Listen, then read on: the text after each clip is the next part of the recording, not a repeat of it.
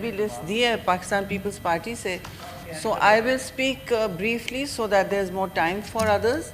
I understand that everybody wants to speak on this issue simply because it is something that has.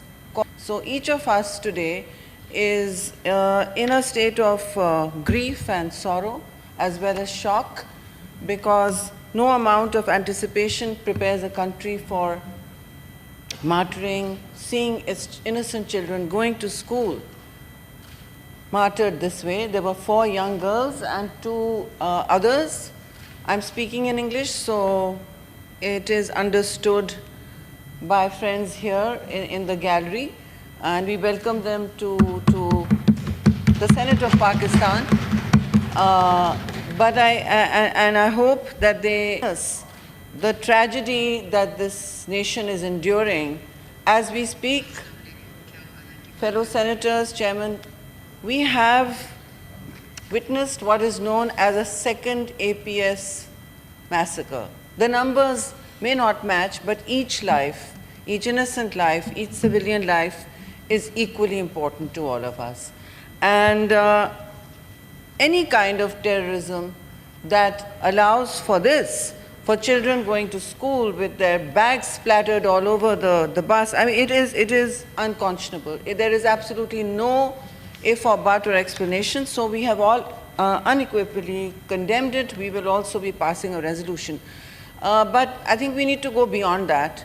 Chairman Sahab, we've passed resolutions, we've conducted long operations against terrorism in the country, which many people don't know about, long, painful operations that have cost us our lives, our soldiers' lives, our civilians' lives, and we still have not gone into the front lines of despair. We are a resilient, hopeful, strong nation, and what has happened here is that बड़ा ऐसा दुश्मन है जिसके अंदर दुश्मनी का करीना और सलीका भी नहीं है, लिहाजा उससे किसी भी चीज़ की तवक्को की जा सकती है. वो कुछ भी कर सकता है, वो साजिशें भी करेगा, वो हमारे यहाँ दहशतगर्द तंजीमें भी पालेगा, वो उनकी परवरिश भी करेगा, वो यहाँ पे कलबोशन भी भेजेगा.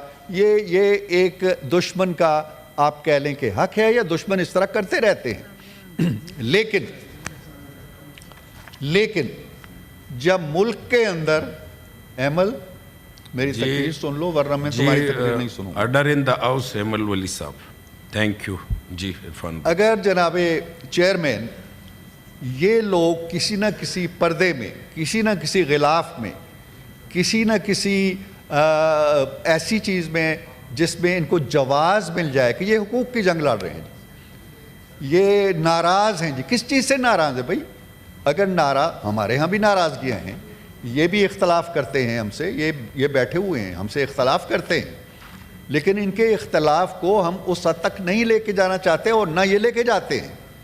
इख्तलाफ का मतलब ये नहीं है कि आप बलूचिस्तान के हुकूक की जंग लड़ रहे हैं, पहाड़ पे चढ़ते हैं, दुश्मन से राब्ते करते हैं, उससे असला लेते हैं और कोई अपना नाम रख लेते हैं आज़ादी का, हमारे मासूम बच्चों को ज़बह करते हैं, हमारे ट्रेनों पे हमले करते हैं और कहते हैं जी हम हुकूक की जंग लड़ रहे हैं. ये नहीं हो सकता. हमारे यहाँ तकसीम ख़त्म होनी चाहिए.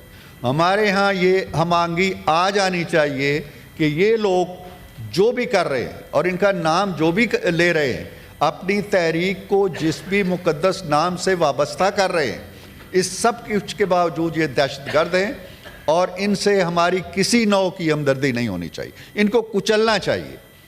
कहते हैं कि जी ऑपरेशन नहीं होना चाहिए. नहीं होना चाहिए ऑपरेशन, इसलिए कि ऑपरेशन पंजाब में हो, सिंध में हो, बलूचिस्तान में हो, खैबर पख्तूनख्वा में हो, कहीं भी हो, उसमें मासूम जाने का ख़दशा होता है. लेकिन इनके ख़िलाफ़ क्या करें हम? ये इनको मुज़ाकरात की मेज़ पे नहीं ला सकते, तो क्या इनके गलों में फूलों के हार डालें हम? क्या इनके कसीदे पढ़ें हम? क्या ये जो कुछ कर रहे हैं इसके बारे में इनको तमगा हाय फजीलत से नवाजें हम? क्या करें? इनका एक ही हल है कि इनको कुचला जाए. और दूसरी बात यह है कि इनके कुचलने पर कोई दो राय नहीं होनी चाहिए. कौन है जो ये कहता है कि बच्चियों को कत्ल कर दो? कोई है ज़ीरो इंसान इस पूरे हाल में बैठा हुआ इस वाक़े की हिमायत कर सकता है? नहीं कर सकता.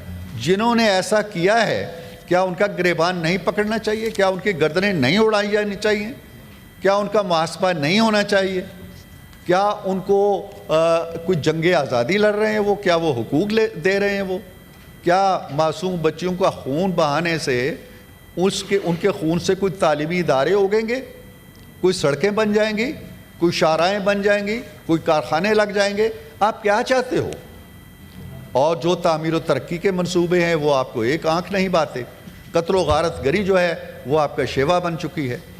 لیکن یہ سب کچھ کہنے کے باوجود بھارت کو یہ معلوم ہونا چاہیے کہ اس کے یہ حربے جو وہ ہمارے لوگوں کے ساتھ مل کے ہمارے لوگوں کی معاونت سے ہمارے جو سو کالڈ ناراض لوگ ہیں یا حقوق کی جنگ لڑ رہے ہیں، جو بالکل حقوق کی جنگ نہیں لڑ رہے، وہ ناراض بھی نہیں ہیں، انہوں نے اس کو وسیلہ رزق بنا لیا ہے، اپنا آمدنی کا ذریعہ بنا لیا ہے.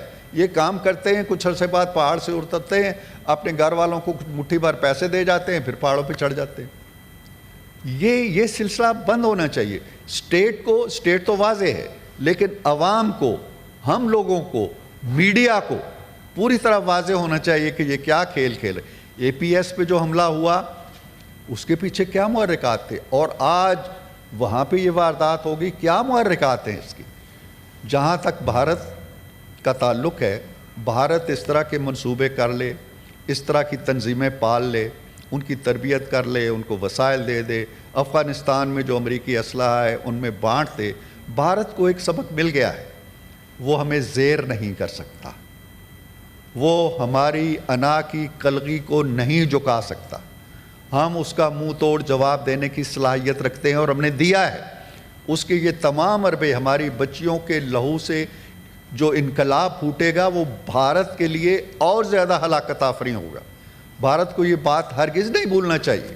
یہاں کوئی ایک انڈیویجول، آج جنرل عاصم منیر ہیں اور وہ فیلڈ مارشل اگر بنے ہیں تو یہ پوری قوم کا افتخار ہے، یہ کوئی معمولی بات نہیں. عرفان الحق صاحب، تو ٹائم کا آپ نے کہا ابھی تک، اگر ٹائم کا اطلاق مجھ پہ کرنا ہے آپ نے تو میں بیٹھ جاتا ہوں. نہیں آپ لوگ تو آج ماشاءاللہ سارے آپ نے بڑے تحمل سے سن لی ہے. نہیں آپ 25 منٹ کی تقریر جناب، میں بیٹھ جاؤں گا. نہیں آپ بات کر لیں، آپ پوری کریں بات. میں بیٹھ جاؤں گا، لیکن یہ رجسٹر کر لیں کہ آپ نے 25 منٹ کی ایک تقریر تحمل سے سن لی. میں اس پہ کچھ نہیں کہنا چاہتا، آپ کا حکم ہے، میں بیٹھ جاتا ہوں ان الفاظ کے ساتھ کہ آپ ایک پارلیمانی پارٹی لیڈر بول رہا ہے. پہلے تو آپ نے اس کو بولنے کا موقع ذرا تاخیر سے دیا. آپ کی نگاہ بلند ہے، سخن دل نواز ہے، آپ پیچھے دیکھ رہے تھے. نہیں، اس کے اندر 14 پارٹیاں، سب کے پارلیمانی لیڈر بیٹھے، قریب پہ آپ کی نگاہ نہیں پڑی.